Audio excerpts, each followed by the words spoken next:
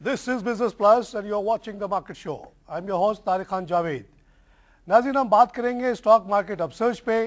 हमने ये देखा है कि बहुत दिनों के बहुत मंदी के बाद पिछले एक महीने से मार्केट बहुत अच्छा परफॉर्म कर रही है. इसके क्या वजूहात हैं और ये मसलसल जो बढ़ रही है इस पर क्या क्या फैक्टर्स प्ले कर रहे हैं, कौन से सेक्टर्स इसमें ज़्यादा अच्छा परफॉर्म कर रहे हैं, कौन से सेक्टर रिलेटिवली कम परफॉर्म कर रहे हैं. इस सिलसिले में बात करने के लिए मैंने एक एक्सपर्ट मोहम्मद यासिर साहब जो हमारे को होस्ट भी हैं उनको दावत दी है. वो उनका शो आप रोज़ाना देखते हैं, मॉर्निंग शाउट. ये लोगों को जगाते हैं स्टॉक मार्केट के बारे में कि क्या हो रहा है नहीं हो रहा है.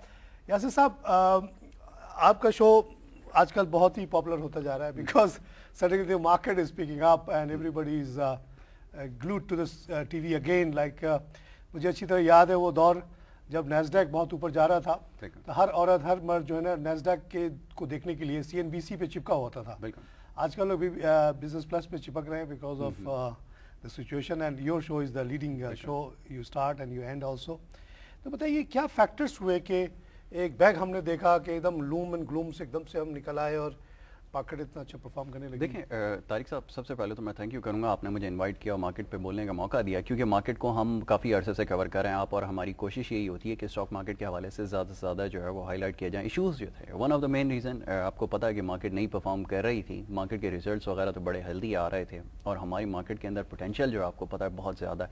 दूसरा, अगर रीजन की मार्केट से मुकाबला किया जाए तो पाकिस्तानी मार्केट की ये हमेशा से खासियत रही है कि पोटेंशियल बहुत ज़्यादा मौजूद होता है. नीचे रहता है एक्चुअली. बिल्कुल. और हमारी जितनी भी मार्केट एक्सपर्ट से बात होती है अपने प्रोग्राम में जिनको डिस्कस करते हैं, उनका कहना यही है कि मार्केट के अंदर सिर्फ एक ऐसा रीज़न था जिसकी वजह से देखा हमने 2011 के अंदर हमने मार्केट ने बहुत ज़्यादा स्ट्रगल किया डिस्पाइट द फैक्ट के लॉसेस बहुत ज़्यादा थे. 2008 के अंदर जो मार्केट के लॉसेस थे वो लोगों को ज़्यादा बेयर करने पड़े. उस वजह से लोग थोड़ा दूर चले गए थे, थोड़ा सा डी इन्वेस्टमेंट का प्रोसेस जो था वो स्लो हो गया था. लेकिन on the other hand CGT का एक इशू था, एक बड़ा प्राइम कंसर्न था और उसके हवाले से सबसे ज़्यादा बात की आपने भी, मैंने भी. Business CGT was the key issue मेरे ख्याल से, क्योंकि देखें उसके हटने की खबर आई और वो उसके बाद से हमने देखा कि एकदम तमाम चीजें मार्केट का सिनेरियो चेंज हो गया, इन्वेस्टर के सेंटिमेंट चेंज हो गया. उससे क्या होता अगर देखिए टैक्सेस के अगर हवाले से बात करें तो पाकिस्तान में टैक्सेस के हवाले से कभी भी किसी को स्टॉक मार्केट में कोई प्रॉब्लम नहीं रही है और ये बात भी यहाँ ध्यान में रखनी चाहिए. एग्जैक्टली, मार्केट में हर शख्स ने टैक्स पे किया. जितनी भी ट्रेडिंग हुई मार्केट के टर्नओवर के ऊपर, वहाँ पे शेयर ट्रेडिंग के अंदर ईच एंड एवरी ट्रांजेक्शन के ऊपर दिया है, होल्डिंग्स के ऊपर टैक्स लिए गए, सबके ऊपर टैक्सेस थे. वो तमाम मौजूद थी, टैक्सेस के हवाले से कोई वो नहीं था. लेकिन जब आप मार्केट के अंदर एक मैकेनिज्म लेकर आते हैं, आप उसको अपनी टर्म्स के ऊपर चलाने की कोशिश करते हैं तो वहां पर थोड़ी सी प्रॉब्लम हो जाती है. वो पास्ट में हमने एक्सपीरियंस किया, मार्केट के अंदर एक एक्सपेरिमेंट किया गया और हमको पता है कि ओवरनाइट चेंजेस हो जाती हैं. यहाँ पर ओवरनाइट चेंज किया गया, एक फाइनेंस मिनिस्टर आए, उन्होंने अपनी मर्जी से पॉलिसी बनाई. अगर उससे थोड़ा पीछे चले जाएं तो ये वही मार्केट थी जिसके हवाले से मैं और आप बात करते हुए थकते नहीं थे. और लोग, मेरे ख्याल में पाकिस्तान में सिवाय लोग स्टॉक मार्केट के और कोई जगह नहीं थी जहां पर जो जाते थे और अपने पैसे इन्वेस्ट करते थे. 16,000 की मार्केट थी, यही मार्केट थी और ज़्यादा पुरानी बात भी नहीं मैं कह रहा, 10 साल 20 साल पुरानी बात नहीं थी. और हम एक्सपेक्ट कर रहे थे, बल्कि दुनिया ये एक्सपेक्ट कर रही थी कि मार्केट जो है वो 20,000 की मार्केट हो जाएगी और जिस हिसाब से हमारी पॉलिसी जा रही थी. लेकिन फिर ओवरनाइट चेंजेस हुई अचानक से. अच्छा, वो जो 2008 में मार्केट आपकी गिरी वो कोई आइसोलेशन में नहीं गिरी, पूरी दुनिया की मार्केट बिल्कुल. रशिया, चाइना जैसे बूमिंग इकोनॉमी भी 35-40% नीचे गई. बिल्कुल हुआ. लेकिन वहाँ गवर्नमेंट बहुत ही क्लोजली इन्वॉल्व रही, हर तरह की उन्होंने सपोर्ट दिया और वो मार्केट फिर से आस्ते आस्ते ठीक हो गई. लेकिन यहाँ ये हुआ कि गवर्नमेंट बिल्कुल ही अलग हो गई और 3.5 महीने तक मार्केट बंद हो गई, which is unprecedented in any stock exchange history of the world. कभी नहीं हुआ ऐसा. 1630 में पहला स्टॉक एक्सचेंज एम्स्टर्डम में बना, उससे लेके आज तक का आप रिकॉर्ड देख लें, कहीं मार्केट इतना नहीं बंद हुई है. बिल्कुल. 9/11 हुआ था तो एक दिन के लिए मार्केट बंद हो गई. आपने रिसेंटली भी देखा भी, हमने अगर बिल्कुल रिसेंट की बात करें, लॉक्स लगा दें आप 2-4 दिन के लिए, 2-4 दिन के लिए लगा दें. इनफैक्ट एक दिन भी बहुत होता है अगर आप मार्केट के अंदर इस तरह की कोई चेंजेस कर रही हैं, इंप्लीमेंट हो जाता है एकदम से. एग्जैक्टली, लिक्विडिटी का जब एलिमेंट मार्केट से चला जाता है तो फिर मार्केट में कोई नहीं आता. फिर उसमें स्टॉक एक्सचेंज की जो अच्छी बात ये है कि आदमी ये सोचता है कि it's almost like cash. Exactly. आप डिपॉजिट में रखें तो फंस जाते हैं 5 साल के लिए, 6 साल के लिए. اور پراپرٹی میں رکھے تو 30 سال نہیں. آپ یہ دیکھیں کہ جتنی بھی جیسا آپ ریئل اسٹیٹ کی بات کرتے ہیں اور کسی آپشن کی بات کرتے ہیں وہاں پر بڑی لانگ ٹرم پلاننگ کرنی پڑتی ہے, اور یہاں پر کیونکہ لوگوں کی بہت سارے لوگ ہیں جن کا کچن بھی اسٹاک مارکیٹ سے چلتا ہے, تو ان کو تو ڈے ٹریڈنگ کے اوپر اور ڈیلی اپنی ٹرانزیکشن کے اوپر زیادہ فوکس کرنا ہوتا ہے کہ ہم یہاں سے ہمیں کتنی ارننگ ہو جاتی ہے, ہم صبح شیئر لیتے ہیں شام میں سیل آؤٹ کر کے نکل جاتے ہیں. وہ بھی ایک ایسا. اس کے علاوہ ایک جو نارمل انویسٹر ہے وہ یہ سوچتا ہے کہ یہ سیمی کیش ہے, جب وہ ایک فون کرے گا کہ بروکر کو کہ جی یہ میرا شیئر بیچو, I need some cash, next day cheque issue ہو جاتا ہے. تو جب آپ لمبی مدت کے لیے مارکیٹ کو بند کر دیتے تو وہ آپشن ختم ہو گیا, تو وہ لوگ بڑے پریشان ہو گئے. بالکل یہی ہوا کہ بھائی it's no more a liquid thing, it is a very long term and پھنسنے والی چیز ہے. پرائز گرنا ایک الگ چیز تھی, لیکوڈیٹی ایشو بڑا سیریس تھا. اچھا چلیے وہ ہوتے ہوتے اب ہم 2010 میں کچھ امپروومنٹ آئی, ٹرن اوور وغیرہ بھی امپروو ہو گئے. آپ کا یہ کہنا ہے کہ 11 جو تھا پورا اسی سی جی ٹی کی وجہ سے ضائع ہو گیا. دیکھیں اور ٹرن اوورز بہت کم ہو گئے. بالکل ٹرن اوورز جو ہے وہ کم ہو گئے, اور وجہ یہ تھا کہ مارکیٹ کے اندر پارٹیسپینٹس جو تھے وہ کافی حد تک ریلکٹنٹ تھے, کیونکہ ہم نے دیکھا کہ کیونکہ ملک کی اگر اوور آل اگر سچویشن دیکھیں تو 2011 بھی کچھ اچھا نہیں رہا. ملک کے حالات کچھ ایسے رہے کہ لوگ پہلے ہی بہت زیادہ پریشان تھے. پھر اکنامک ایکٹیویٹیز آپ کی جب رک جاتی ہیں تو آٹومیٹکلی اسٹاک مارکیٹ جو ہے نا تمام چیزوں کو ریفلیکٹ کرتی ہے, اور وہاں پر ہم نے دیکھا کہ مارکیٹ کے اندر جب ان تمام چیزیں ان سرکمسٹانسز کے اندر کام کرتی رہی تو پھر لوگوں کی جو انویسٹمنٹ تھی وہ اس طرف سے رک گئی. مارکیٹ کے اندر پہلے آپ کو پتہ ہے بہت ٹف سچویشن تھی, آپ کے اکنامک انڈیکیٹرز جو تھے وہ کچھ صحیح نہیں آ رہے تھے, آپ کے ریونیوز کے ٹارگٹ تھے, پھر آپ کو فلڈ کی وجہ سے بہت زیادہ لاسز جو وہ بیئر کرنا پڑے, آپ کو بہت زیادہ 11 میں بھی آپ کو وہی پرابلم جو وہ فیس کرنا پڑا. تو یہ بھی ایک بڑا امپورٹنٹ ریزن تھا جس کی وجہ سے جو مارکیٹ کے اندر ہم نے دیکھا کہ وہ ڈکلائن آتا چلا گیا, لیکن پھر بھی سم ویئر اراؤنڈ 11,000 جو ہے وہ مارکیٹ آپ کی. یاسر یہ جو آپ نے سی جی ٹی کی بات کی, یہ تو ایک sort of man made crisis تھا نا, جو کچھ کرائسس ہوتے جیسے 2008 میں تمام دنیا کی مارکیٹ گر رہی تھی, ہماری بھی گر گئی, تو اس پہ ہمیں کنٹرول نہیں تھا. لیکن جو 2011 میں کیا گیا وہ دیکھیے کہ اس کی شارٹ سائٹڈنس کی ثبوت سب سے بڑا تو یہی ہے کہ اس کو وڈرا کیا گیا. اور ایک بڑی انٹرسٹنگ آپ کو ایگزامپل کے لیے ہم بتا سکتے ہیں اپنے ناظرین کو کہ ابھی ریسنٹلی بنگلہ دیش کا اسٹاک مارکیٹ بڑا اچھا پرفارم کر رہا تھا.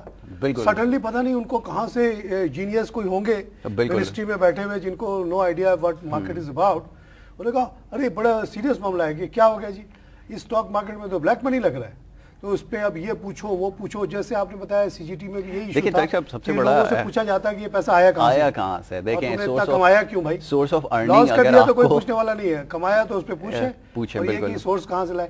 تو اس اکانومی میں جہاں سب کو پتا ہے کہ آپ آج یہاں دبئی پیسہ بھیجیں, وہاں سے ہنڈی بھیج کے وہاں سے آپ منگا لیں تو وہ پیسہ وائٹ ہو جاتا ہے. بالکل آپ نے ٹھیک ہے, اس چکر میں اتنی گورنمنٹ پڑی اور کیا اس سے ہو گیا, اس سے کیا فائدہ ہو گیا. بنگلہ دیش کا ایگزامپل بڑا کلیئر کٹ ہے کہ within a short period of time the market crashed, 35% crash ہو کے بند ہو گئی. 2 دن میں ہم نے دیکھا 700 پوائنٹ جو مارکیٹ نیچے چلی گئی. اور یہ بڑی آپ نے امپورٹنٹ چیز جس کو ہائی لائٹ کیا یہاں پر کہ ہمارے پاس دیکھیں آپ سورس آف ارننگ اگر کسی کی پتہ کرنی ہے آپ کو تو بڑا آسان پروسیجر ہوتا ہے. آپ نے یہ کہ اسٹاک مارکیٹ کے اندر آپ اگر اس طرح کا کوئی ٹیکس لے کر آ جاتے ہیں جس سے آپ کی سورس آف انکم جو ہے وہ کیلکولیٹ ہو جائے گی, اس طرح نہیں ہے. اس کے لیے بہت سارے الگ پروسیجرز موجود ہیں, بڑی لیگل پروسیڈنگز ہیں, بڑی آسانی سے ہو سکتی ہیں, اس کے اوپر ہم بات کر چکے ہیں. ٹیکسیشن ایکسپرٹ سے بھی ہماری بات ہوئی ہے, اس کے اندر کوئی ہرڈل نہیں ہے, ٹیکسز کی آپ کی کلیکشن ہو سکتی ہے, کچھ نہیں. اسٹاک مارکیٹ کے اندر اگر آپ نے دیکھنا آؤٹ فلوز کا کس طرح ہے, مارکیٹ کے اندر کس طرح لوگ پیسے لے کر آ رہے ہیں, یہ ایک بالکل الگ بحث ہے. اچھا سب سے امپورٹنٹ چیز جو ہے نا, جب ہمیشہ اس کے اندر جو کوئی ایکٹیویٹی آتی ہے مارکیٹ کے اندر والیومز آتے ہیں, جو فگرز ہوتے ہیں نا یہ بڑے امپورٹنٹ ہوتے ہیں. جب ہم دیکھ رہے ہوتے ہیں کہ ٹریلینز کی ٹرمز میں اگر روپی آ رہے ہوتے ہیں مارکیٹ میں, تو ان کی ایکچوئل فزیکل ایگزسٹنس کہاں پر ہے, اس کو سب سے پہلے جانچنے کی ضرورت ہوتی ہے. جب ہم ٹریڈنگ اسکرین کے اوپر والیومز دیکھ رہے ہوتے ہیں نا, جب اس میں اماؤنٹ بڑھ رہا ہوتا ہے تو وہ بڑی ایک اٹریکشن ہوتی ہے, اور وہ ایک ایسا فیکٹر ہوتا ہے کہ جب آپ اسٹاک مارکیٹ میں انٹر ہوتے ہیں اور آپ سامنے دیکھتے ہیں جب ٹریڈنگ والیومز دیکھتے ہیں تو آپ کہتے ہیں کہ یہاں تو بڑا روپے پیسے کا جو کام ہو رہا ہے, جب اس میں اتنا کام ہو رہا ہے تو اس میں مجھے بھی پیسہ انویسٹ کرنا چاہیے. یہی پرابلم جیسے آپ نے کچھ کہا کچھ ایڈوائزر سے, جیسے بنگلہ دیش کے اندر ان کو خیال آیا اور کیا ہوا, انہوں نے اچانک سے ایکسپیریمنٹ کیا. یہاں پر بھی انفارچونیٹلی کوئی سچویشن زیادہ مختلف نہیں تھی. یہاں پہ بھی ایڈوائزرز نے جتنے بھی جو منسٹریز کے ساتھ کام کر رہے ہیں ان کا بھی یہی خیال تھا کہ یہاں پر اتنے پیسے جو وہ ملتے ہیں, اور یقیناً یہاں پر جب ٹریلینز کی ٹرانزیکشن ہوتی ہے تو یقیناً ان کے اوپر اوور آل کیپٹلائزیشن کے اوپر جو ہے وہ ٹیکس لگا دیا جائے, اور یہاں سے پیسہ نکال کے جو اپنا فسکل ڈیفیسٹ ہے اس کو پورا کر لیا جائے, جو بری طرح جو ہے وہی کیا کہ انڈا دینے والی مرغی کو ذبح کر دیا, اور بالکل مارکیٹ ختم ہو گئی, 2 کروڑ 1.5 کروڑ پہ آ گیا ٹرن اوور. تو ہم برانچز جو کھلنا شروع ہوئی تھی وہ ریورس گیئر پہ چلی گئی, ہو گیا ساری چیزیں ویکنٹ ہو گئی, ریورٹ ہونا شروع ہو گئے, اچھے خاصے لوگوں کی امپلائمنٹ یہاں پہ تھی وہ تباہ ہو گئی. اور آپ اور ہم نے بھی بہت بڑے بڑے لیڈنگ جو بروکریج ہاؤسز ہیں ان کے وزٹ کی. ایک زمانے میں وہاں پر ایسی ایکٹیویٹی ہوا کرتی تھی زبردست کہ وہاں پر بات کرنے کے لیے ٹائم نہیں ہوتا تھا, لیکن وہ اب بیٹھے ہوئے ہوتے ہیں کہ یہاں پر کام کوئی نہیں ہوتا تھا. تو یہ ایک بڑا آپ سمجھ لیں خطرناک صورتحال تھی. اور پھر آپ کو پتا ہے کہ جب ریسیشن آیا, جب کاسٹ کٹنگ ہوئی, ہر ادارے سے لوگوں کو نکالا گیا, بڑے سب پیمانے پہ ڈاؤن سائزنگ ہونا شروع ہو گئی, تو یہ ایک ایسا ایلیمنٹ تھا کہ آپ کو اسٹاک مارکیٹ سے بھی لوگ نکالے گئے, نکلے انفیکٹ خود, پھر دوسرے فائنینشیل انسٹیٹیوشنز وہاں سے لوگوں کا اسٹاف کم ہو گیا. تو یہ ایک بہت بڑا سچویشن تھا کہ آپ نے آٹومیٹکلی اپنے لیے ایک بہت بڑا چیلنج خود سے آپ نے اپنے جو ہے گلے میں ایک وہ ڈال دیا کہ آپ کو پہلے ہی آپ کے پاس جابز نہیں ہیں, گورنمنٹ سیکٹر کے اندر آپ کو پرابلمز آتی ہیں. ایک حکومت کے لیے سب سے بڑا چیلنج کیا ہوتا ہے کہ جابز کو پرووائڈ کرنا ہوتا ہے. تو جب آپ کے پاس مارکیٹ میں اپرچونٹی موجود ہے, لوگ پیسہ کمانے کے لیے آ رہے ہیں, جابز کریٹ ہو رہی ہیں, آپ نے وہاں پر لاک لگا دیا, وہاں سے سب کچھ واپس نیچے چلا جاتا ہے, اسٹاک مارکیٹ آپ کی بند ہو گئی. اس میں ایک چیز اور دیکھیں کہ گورنمنٹ نے جو تھوڑی سی ٹیکس کمانے کے بارے میں اتنی وہ محنت کی اور آخر میں بیک کرنا پڑا ان کو. جو اسٹاک مارکیٹ جب اوپر جاتی ہے تو government is a major beneficiary of that, because یہ تو سب سے بڑے بڑے شیئرز کمپنیز ہیں, وہ جی ٹی سی ہے, پی پی ایل ہے, بالکل اس میں گورنمنٹ کا اچھا خاصا شیئر ہے. اور جب یہ مارکیٹ اوپر جاتی ہے تو وہ اچھے قیمتوں پہ نکل جاتے ہیں. اگر آپ کو U B L, Habib bank کے پرائیویٹائزیشن کا دور یاد ہو تو اس وقت یہ ہوا تھا کہ کیونکہ مارکیٹ بوم کر رہی تھی تو گورنمنٹ کو بہت اچھے پرائزز ملے.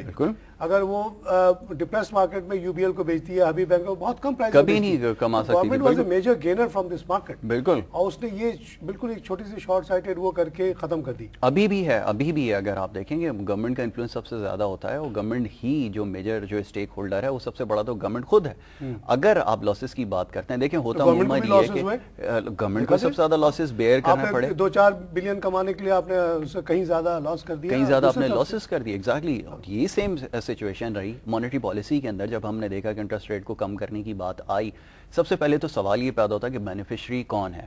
میں اکثر یہ سوال اپنے پروگرامز میں پوچھتا ہوں اکنامک ایکسپرٹ سے کہ اگر آپ کم کر دیتے ہیں سب سے بڑا بینیفیشری کون ہے. سوال یہ پیدا ہوتا ہے at this point of time کہ آپ گورنمنٹ ہے, کیونکہ اگر آپ دیکھیں گورنمنٹ کی بوروئنگ کی لمٹ اگر آپ دیکھیں تو آل ٹائم ہائی کے اوپر ہے, آل ٹائم ہائی پر ہے گورنمنٹ کی بوروئنگ. اور ہم دیکھ رہے ہیں 500 بلین کو جو ہے وہ کراس کر چکے ہیں آپ, اور آپ کا فسکل ڈیفیسٹ بڑھتا جا رہا ہے, آپ کے ٹارگیٹس آپ نہیں اچیو کر پا رہے ہیں. ابھی کہا جا رہا ہے کہ 3.6% آپ کا G D P growth rate رکھا جائے گا, وہ ٹارگیٹس ہیں, ٹھیک ہے تھوڑا ٹارگیٹ ہے, لیکن اچیو آپ کس طرح کر سکتے ہیں, یہ سب سے مشکل کوشچن ہے. کیونکہ جب ہم آئی ایم ایف کی اور ایئر اینڈنگ پہ ہم رپورٹس دیکھتے ہیں اسٹیٹ بینک کی, تو وہ بڑی ہمارے لیے شاکنگ ہوتی ہے.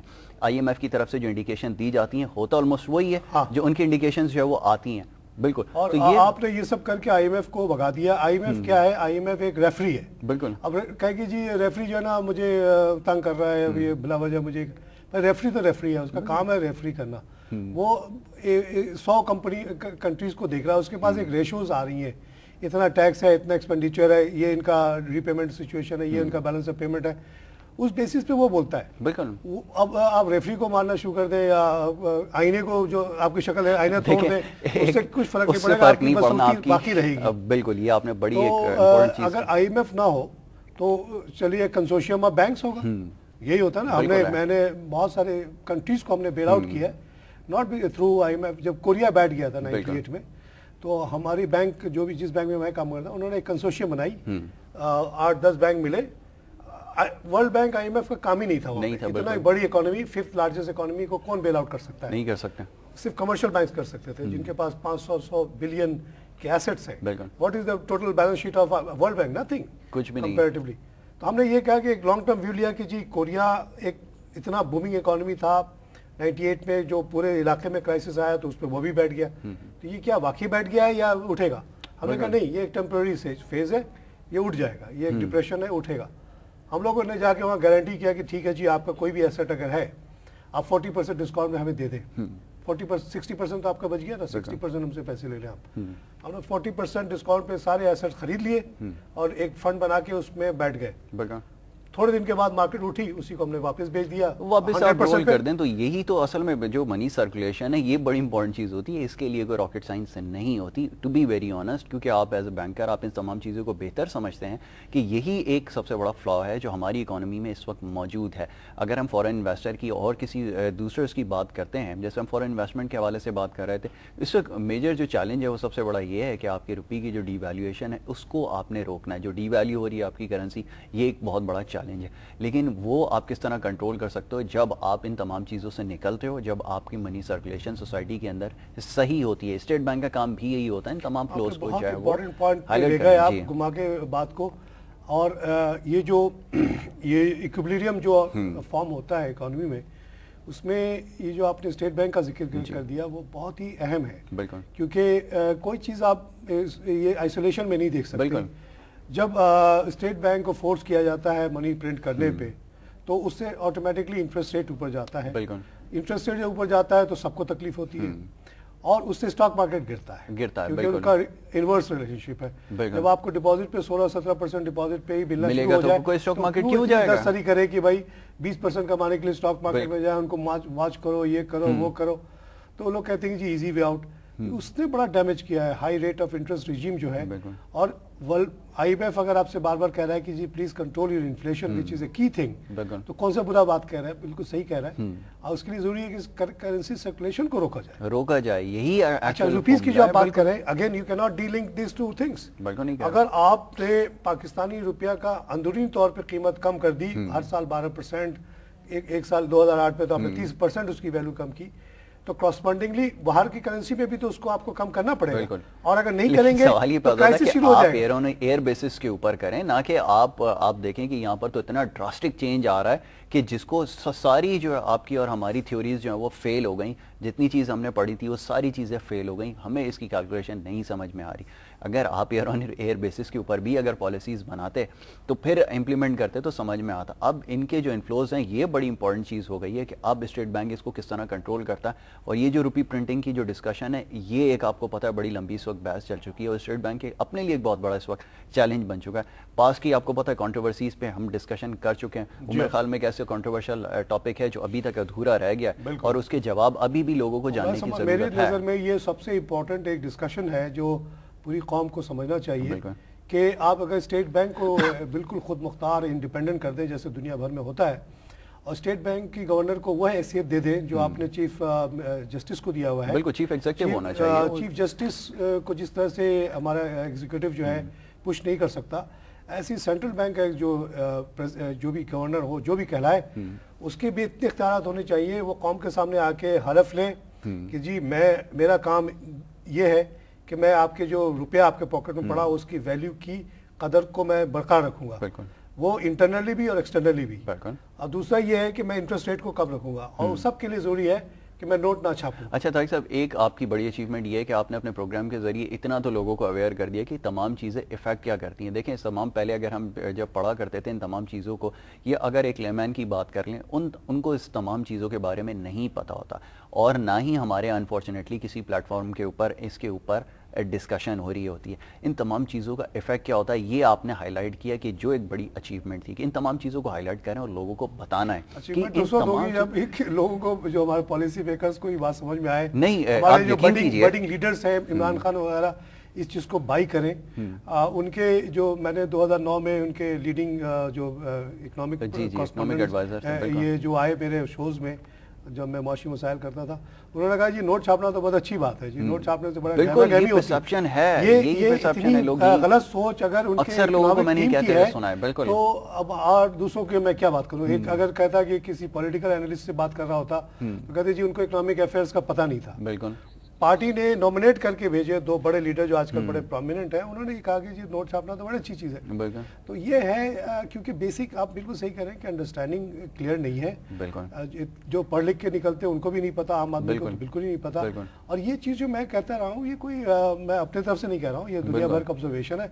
आप जाके देख लें, दुनिया भर में देख लें, कहीं इन्फ्लेशन नहीं है। इनफैक्ट यूएस मार्केट के अंदर देखें, यूएस इकोनॉमी को इस वक्त सबसे बड़ा चैलेंज क्या है, उनकी बोरोइंग कहाँ पर है, उनको कितने डेट्स हैं, इसके ऊपर भी बात करें, और वो डॉलर की प्रेडिक्शन। जी बिल्कुल ब्रेक लेंगे, छोटा सा ब्रेक के बाद फिर हाजिर होते हैं।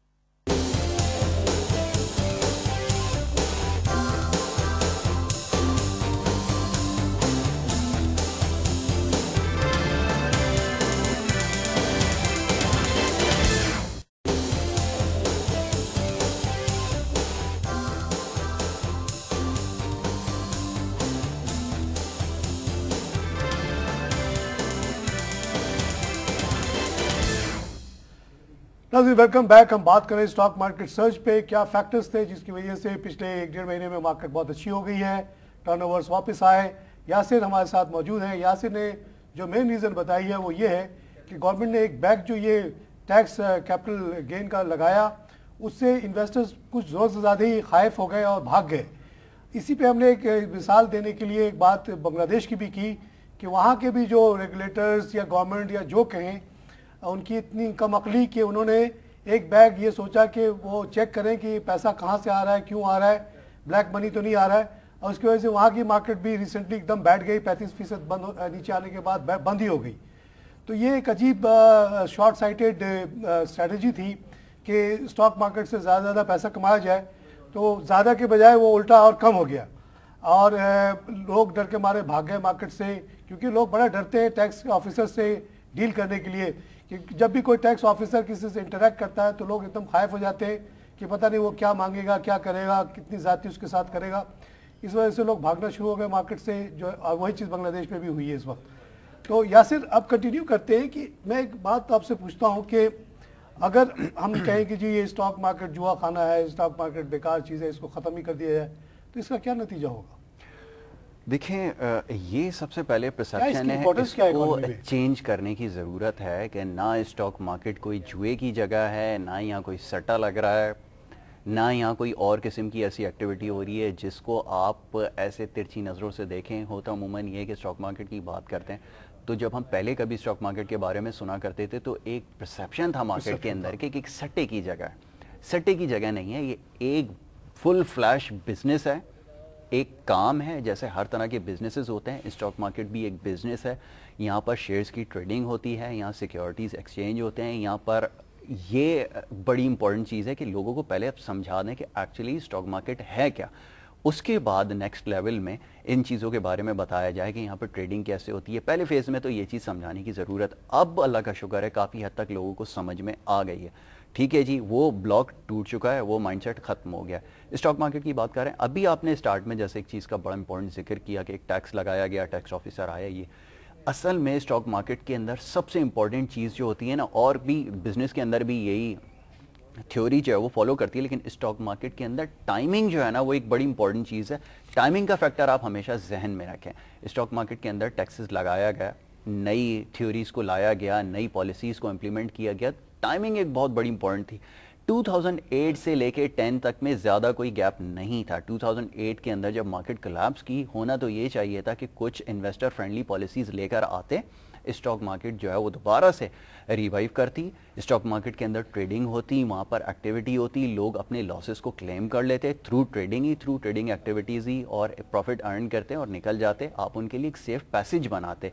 हुआ ये कि आपने बजाय इसके कि मार्केट जब रिकवरी प्रोसेस में थी, जब स्ट्रगल कर रही थी, आपने एक नई चीज़ आपने वहाँ पर इम्प्लीमेंट कर दी और उससे हो गया बेड़ा गर्क। बिल्कुल बेड़ा गर्क हो गया। तो ये बड़ी इंपॉर्टेंट चीज़ है। अपने बैकग्राउंड के बेस पे थोड़ी सी एक बात आम लोगों के आगाही के लिए बताना चाहता हूँ। वो ये है कि एम्स्टर्डम में मेरा रहने का बड़ा इत्तेफाक हुआ है, because I too work for a bank from there. तो वहाँ जो स्टॉक मार्केट है उसको इतनी मुकद्दस जगह समझी जाती है कि आप समझ नहीं सकते हैं। वो ये कहते हैं कि 1630 में जो स्टॉक मार्केट एम्स्टर्डम दुनिया में पहला बना, वो उनकी बेसिस बनी उनकी प्रॉस्पेरिटी की इस तरह से कि एक वेन्यू बना जहाँ लाखों लोग आके थोड़ा थोड़ा पैसा डाल के एक किसी भी प्रोजेक्ट के लिए कंट्रीब्यूट कर सकते थे। तो कहते हैं कि डच ईस्ट इंडिया कंपनी, जिसने जाके पूरे third biggest economy of the world Indonesia पे कब्जा कर लिया, वो बन ही नहीं सकती थी अगर ये लाखों लोगों की कंट्रीब्यूशन ना होती। इसी तरह लंदन स्टॉक एक्सचेंज के बारे में कहते हैं कि जिसने ईस्ट इंडिया कंपनी को इतना पैसा दिया कि उसने आगे पूरी दुनिया में इतना बड़ा एम्पायर क्रिएट किया, उसी दौरान जब ये कुछ हो रहा था, India was the biggest economy of the world. Bhojraj जैसे बड़े बड़े बिजनेसमैन के पास इतना पैसा था कि ईस्ट इंडिया कंपनी 10 को खरीद सकते थे। बिल्कुल खरीद सकते थे। लेकिन क्योंकि वो एक इंडिविजुअल कंपनीज थी, भोजराज साहब मरे तो उनकी कंपनी खत्म हो गई। जब तक आपने इंस्टीट्यूशनलाइज नहीं किया, लिमिटेड लायबिलिटी कंपनीज नहीं बनाई और स्टॉक के थ्रू जनरल ओनरशिप का कॉन्सेप्ट क्रिएट नहीं हुआ, इंडिया में उस तरह की मैसिव कैपिटलाइजेशन नहीं हुई, वही वजह हुई कि छोटी से लोग आके बड़े बड़े इकोनॉमीज पे उन्होंने कब्जा कर लिया। तो this is the importance of stock exchange. इसको you can not give away. इसी के जरिए आपकी प्रोस्पेरिटी आएगी, इसी के जरिए मुल्क तेजी से बढ़ेगा, کیونکہ ہر آدمی بزنس نہیں کر سکتا. They can save and invest in a big project. Stock market کی اس طرح سے بہت زیادہ اہمیت ہے. It's not a joke, it's not a بالکل. آپ نے آپ نے جیسے ڈچ کی ذکر کیا, اس قوم کی بڑی, آپ کو پتہ ہے, بڑے اسٹرگل کرتے ہیں, بڑی محنت کرتے ہیں. اسی طرح جاپان کی مارکیٹ کی بھی میں بات کروں گا. جاپان کی مارکیٹ کی اس لیے میں بات کروں گا کہ وہاں پر ان تمام چیزوں کو آپ سمجھ لیں کہ ریلیجس پوائنٹ آف ویو سے بہت زیادہ اہمیت دی جاتی ہے, کیونکہ آپ نے انویسٹ کیا, اس سے انڈسٹری لگی, جاب کریٹ ہوئی, آپ کو ایک ریٹائرمنٹ کے لیے ایک سیفٹی نیٹ مل گیا. آپ کو جب نیٹ مل گیا اور وہاں پر آپ نے جب اپنی ارن وہاں سے کر رہے ہیں تو ان کے لیے تو آٹومیٹکلی وہ جگہ بڑی جو ہے نا وہ سیکریٹ ہو جاتی ہے کہ وہاں سے ہم پیسہ کماتے ہیں. تو یہ تھیوری جاپان کے اندر نظر آتی ہے اور وہاں پر ہم ہر اکانومی کے جو بھی انسٹیٹیوشنلائز انویسٹمنٹ کا ایک طریقہ نکالا, وہی ہے ترقی کی وجوہات. ادر وائز یہ ایک کمپنی, ایک کوئی سیٹ, کوئی بھی اتنی بڑا پروجیکٹ نہیں لگا سکتا. یاسر, پروگرام کا وقت ختم ہو گیا. بہت شکریہ آپ کے کنٹریبیوشن کا, بہت اچھا لگا. ناظرین, اسٹاک مارکیٹ سرچ پہ ہم نے یہ بات کی. یاسر نے بتایا کہ کیا فیکٹرز تھے جس کی وجہ سے نیچے گئی اور کیوں اوپر آئی. میں نے آخر میں ایمفیسائز کرنا چاہا کہ اسٹاک مارکیٹ انفیکٹ جوئے کی جگہ نہیں بلکہ ایک مقدس جگہ ہے جہاں کروڑوں لوگوں کو موقع ملتا ہے اپنے انویسٹمنٹ کو لا کے ڈالنے کا, جو کہ نیشنل پروجیکٹس میں لگتے ہیں اور جس کی وجہ سے بڑی ترقی ہوتی ہے اور آگے بڑھتی ہے. میں نے مثال the East India company, Dutch East India company کی. یہ دونوں کمپنیز ایگزسٹ ہی نہ کرتی اگر اسٹاک مارکیٹس وہاں ڈیولپ نہ ہو جاتے 60-30s میں. اور ہمارے یہاں انڈیا میں کیونکہ ہم نے اس طرح کا کوئی انسٹیٹیوشن ڈیولپ نہیں کیا, ہماری اکانومی ان سے بہت بڑی تھی لیکن ہمارے کمپنیز جو تھی وہ کمپنی فارم نہیں ہوئی, انڈیویجول بزنسز تھے, اس لیے وہ ہم لوگوں پہ غالب ہو گئے. اسی کے ساتھ آج کا پروگرام ختم کرتا ہوں. خدا حافظ.